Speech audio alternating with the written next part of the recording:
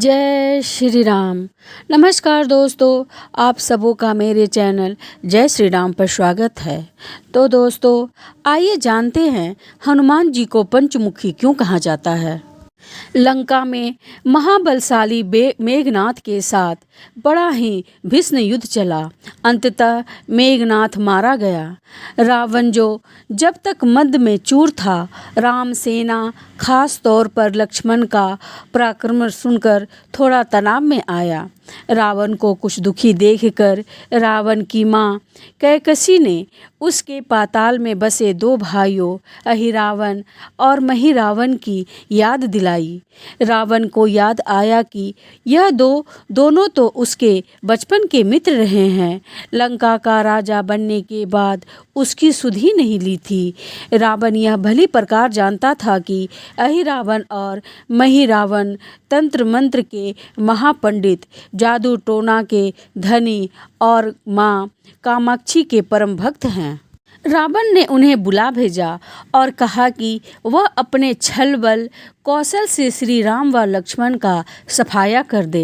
यह बात दूतों के जरिए विभीषण को पता चल गई। युद्ध में अहिरावण व महिरावण जैसे परम मायावी के शामिल होने से विभीषण चिंता में पड़ गया।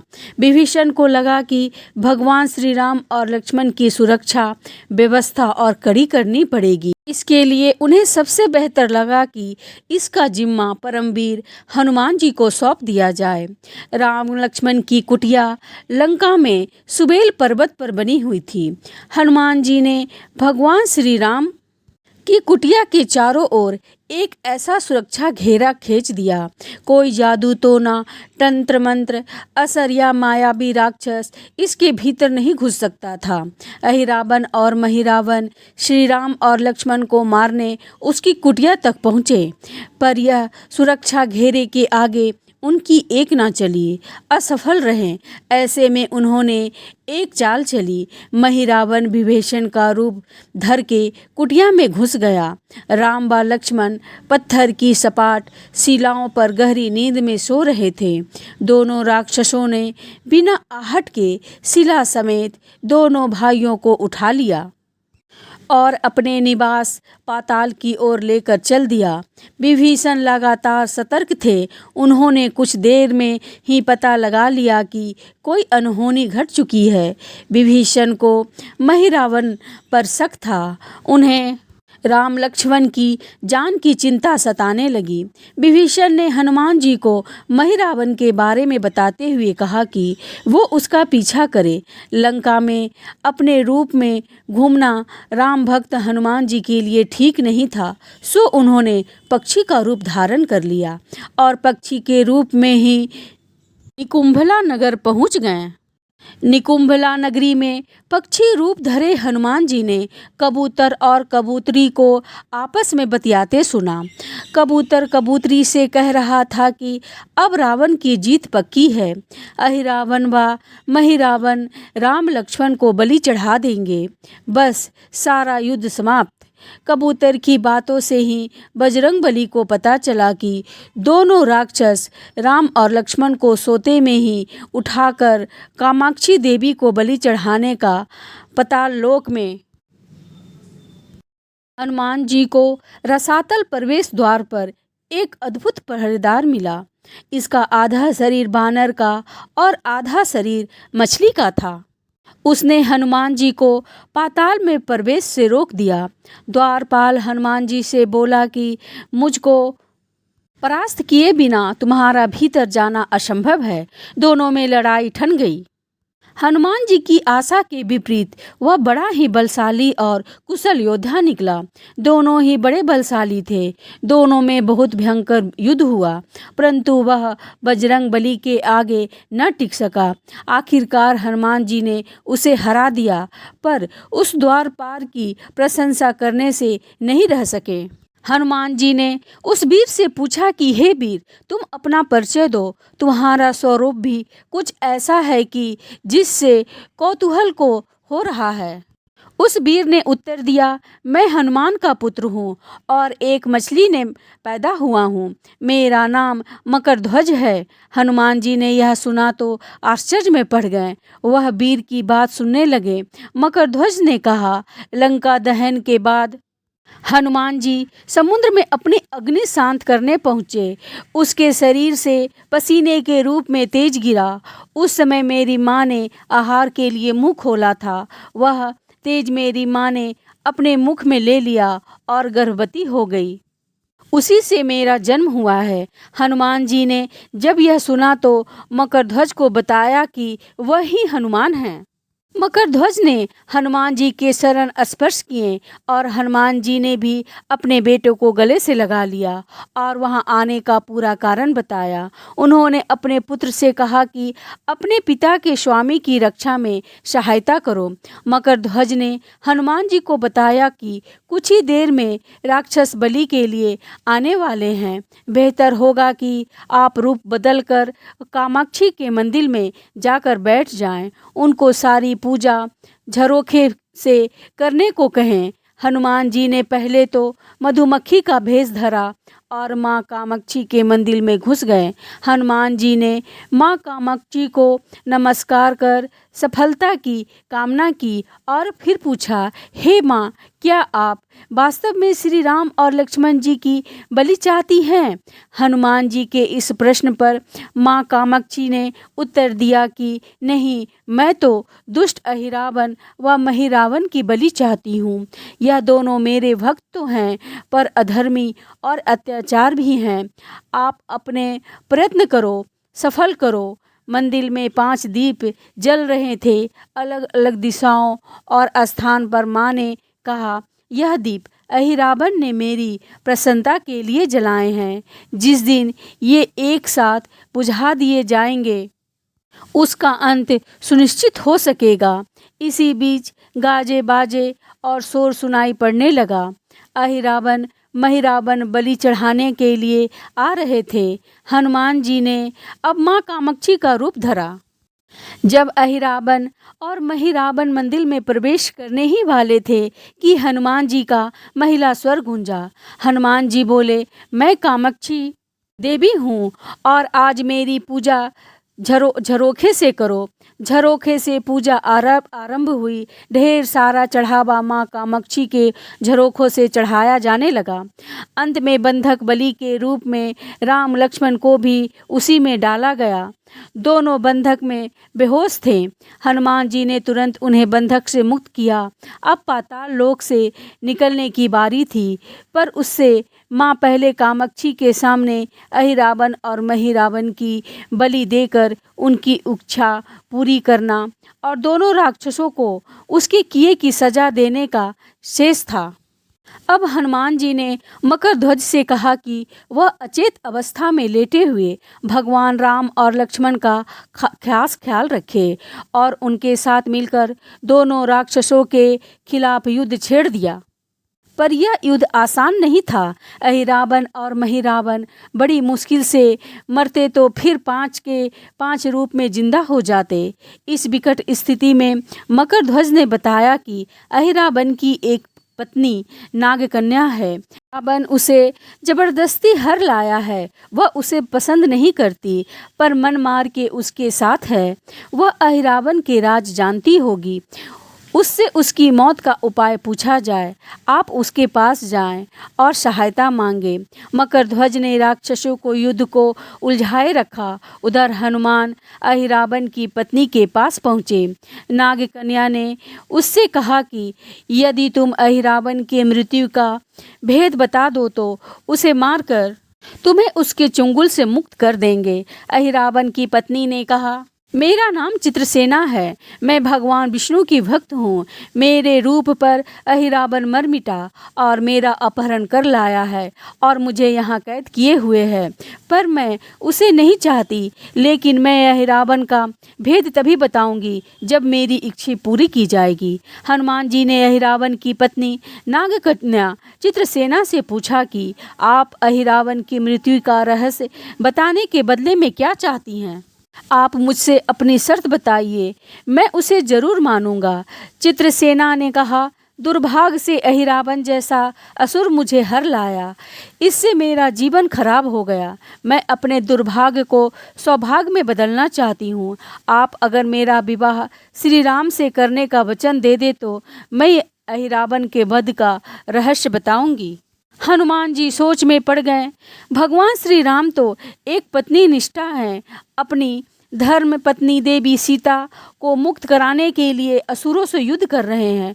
वह किसी और से विवाह की बात तो कभी भी नहीं स्वीकारेंगे। मैं कैसे वचन दे सकता हूँ। फिर सोचने लगे कि यदि समय पर उचित निर्णय नहीं लिया गया तो स्वामी के प्राण ही संकट में हैं। असमंजस में स्थिति में बेचैन हनुमान जी ने ऐसी राह निकाली कि सांप भी मर जाए और लाठी भी ना टूटे। हनुमान जी बोले, तुम्हारी शर्त स्वीकार है, पर हमारी भी एक शर्त है। यह विवाह तभी होगा जब तुम्हारे साथ भगवान राम जिस पलंग पर आसीन होंगे वह वहीं सलामत रहना। यदि वह टूट गया तो इसे अपशगुन मानकर वचन से पीछे हट जाऊंगा। जब महाकाय अहिरावण के बैठक से पलंग नहीं टूटता तो भला श्री राम के बैठने से कैसे टूटेगा। यह सोचकर चित्रसेन तैयार हो गई। उसने अहिरावण समेत सभी राक्षसों का अंत का सारा भेद बता दिया। चित्रसेना ने कहा, दोनों राक्षसों के बचपन की बात है। इन दोनों के कुछ शरारती राक्षस मित्र ने कहीं से एक भ्रामरी को पकड़ लिया था। मनोरंजन के लिए वह उसे भ्रामरी को बार बार कांटों से छेड़ रहे थे। भ्रामरी साधारण भ्रामरी नहीं थी, वह भी बहुत मायावी थी, किंतु किसी कारणवश वह पकड़ में आ गई थी। भ्रामरी की पीड़ा सुनकर अहिरावण और महिरावण को दया आ गई और अपने मित्रों से लड़कर उसे छुड़ा दिया। मायावी भ्रामरी का पति भी अपनी पत्नी की पीड़ा सुनकर आया था। अपनी पत्नी की मुक्ति से प्रसन्न होकर उस भौरे ने वचन दिया था कि तुम्हारे उपकार का बदला हम सभी भ्रमर जाति मिलकर चुकाएंगे। ये भौरे अधिकतर उनके शयन कक्ष के पास रहते हैं। ये सब बड़ी भारी संख्या में हैं। दोनों राक्षसों को जब भी मारने का प्रयास होता है और यह मरने को हो जाते हैं तब भ्रमर उसके मुख में एक बूंद अमृत का डाल देते हैं। उस अमृत के कारण ये दोनों राक्षस मरकर भी जिंदा हो जाते हैं। इनके कई कई रूप उसी अमृत के कारण हैं। उन्हें जितनी बार फिर से जीवित किया गया उसके उतने ही नए रूप बदल गए हैं। इसलिए आपको पहले इस भंवरे को मारना होगा। हनुमान जी रहस्य जानकर लौटे। मकरध्वज ने अहिरावण को युद्ध में उलझाए रखा था, तो हनुमान जी ने भंवरों का खात्मा शुरू किया। वो आखिरकार हनुमान जी के सामने कहाँ तक टिकते। जब सारे भंवरे खत्म हो गए और केवल एक बचा तो वह हनुमान जी के चरणों में लौट गया। उसने हनुमान जी से प्राण रक्षा की याचना की। हनुमान जी पसीज गए। उन्होंने उसे क्षमा करते हुए एक काम सौंपा। हनुमान जी बोले, मैं तुम्हें प्राण दान देता हूँ, पर इस शर्त पर कि तुम यहाँ से तुरंत चले जाओगे और अहिरावण की पत्नी के पलंग की पाटी में घुसकर जल्दी से जल्दी उसे पूरी तरह खोखला बना दोगे। भंवरा तत्काल चित्रसेन की पलंग की पाटी में घुस करके प्रस्थान कर गया। उधर अहिरावण और महिरावण को अपने चमत्कार के लुप्त होने से बहुत अचरज हुआ, पर उन्होंने मायावी युद्ध जारी रखा। भंवरों को हनुमान जी ने समाप्त कर दिया। फिर भी हनुमान जी और मकरध्वज के हाथों अहिरावण और महिरावण का अंत नहीं हो पाया था। यह देखकर हनुमान जी कुछ चिंतित हुए। फिर उन्हें कामाक्षी देवी का वचन याद आया। देवी ने बताया था कि अहिरावण की सिद्धि है कि जब पांचों दीपकों का एक साथ बुझेंगे तभी वो नए नए रूप धारण करने में असमर्थ होंगे और उनका वध हो सकेगा। तब हनुमान जी ने तत्काल पंचमुखी रूप धारण कर लिया। उत्तर दिशा में बराह मुख, दक्षिण दिशा में नरसिंह मुख, पश्चिम में गरुड़ मुख, आकाश की ओर है ग्रीव मुख एवं पूर्व दिशा में हनुमान मुख। इसके बाद हनुमान जी ने अपने पांचों मुख द्वारा एक साथ पांचों दीपक बुझा दिया।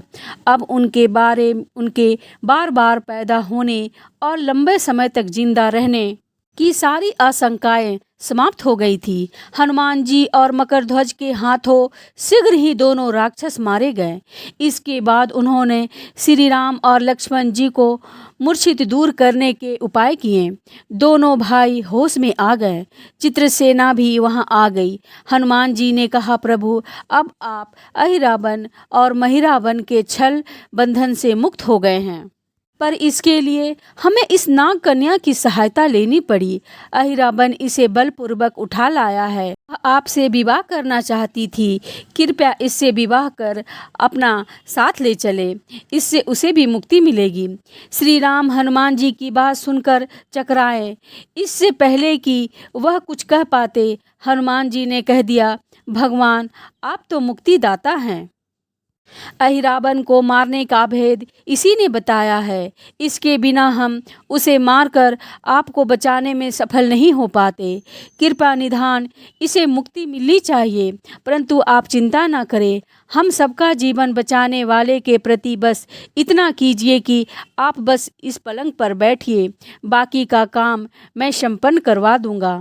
हनुमान जी इतनी तेजी से सारे कार्य करते जा रहे थे कि इससे श्री राम जी और श्री लक्ष्मण जी दोनों चिंता में पड़ गए। वह कोई कदम उठाते कि तब तक हनुमान जी ने भगवान श्री राम की बाह पकड़ ली। हनुमान जी ने भावावेश में प्रभु श्री राम जी की बाह पकड़कर चित्रसेन के उस सजे सजाए विशाल पलंग पर बैठा दिया।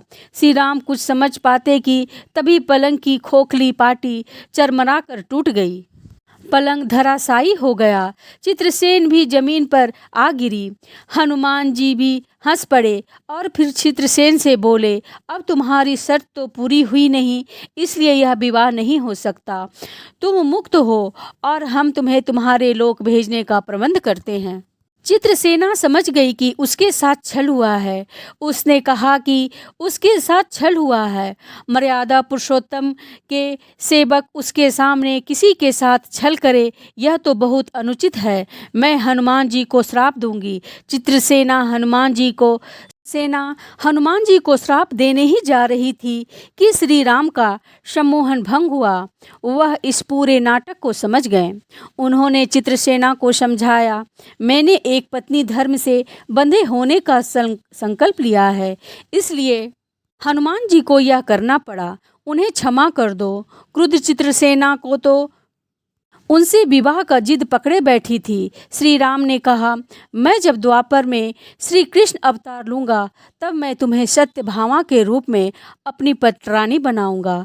इससे वह मान गई। हनुमान जी ने चित्रसेना को उसके पिता के पास पहुंचा दिया। चित्रसेना को प्रभु ने अगले जन्म में पत्नी बनाने का वरदान दिया था।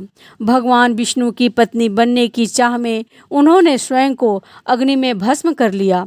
श्री राम और लक्ष्मण मकरध्वज और हनुमान जी सहित वापस लंका में सुबेल पर्वत पर लौट आए।